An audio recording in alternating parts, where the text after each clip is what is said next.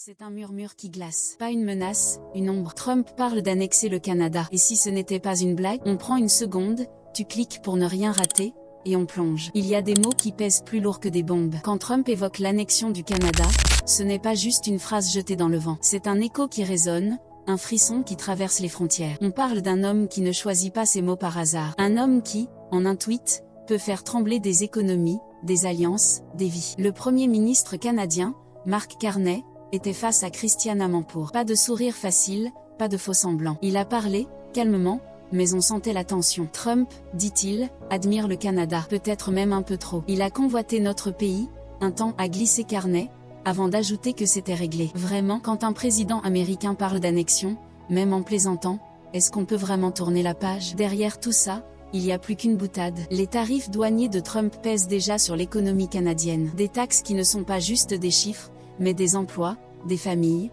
des avenirs incertains. Le Canada, fidèle allié, membre de l'OTAN, se retrouve à marcher sur une corde raide. Carney le sait. Il parle de renforcer les partenariats, avec l'Europe, avec d'autres nations qui croient encore au multilatéralisme. Parce que si les États-Unis se replient, quelqu'un doit prendre le relais. Mais à quel prix? Le Canada investit massivement dans sa défense. 2% du PIB aujourd'hui, peut-être 3, puis 5 demain. Des milliards qui pourraient aller aux écoles, aux hôpitaux, mais qui partent en drone, en satellite, en cyberdéfense. Parce que le monde change. Les guerres ne se gagnent plus avec des porte-avions, mais avec des technologies qui évoluent plus vite que nos lois. Et pendant ce temps, Trump observe, commente, menace. Ce n'est pas seulement une question de politique, c'est une question de souveraineté, de dignité. Le Canada, avec ses ressources, ses minerais critiques, son immense territoire, est une cible. Pas seulement pour Trump, mais pour un monde qui lorgne sur ce qu'il possède. Carney parle de développer ses richesses, mais pour qui? Pour les Canadiens, ou pour des partenaires étrangers qui veulent leur part? Et puis,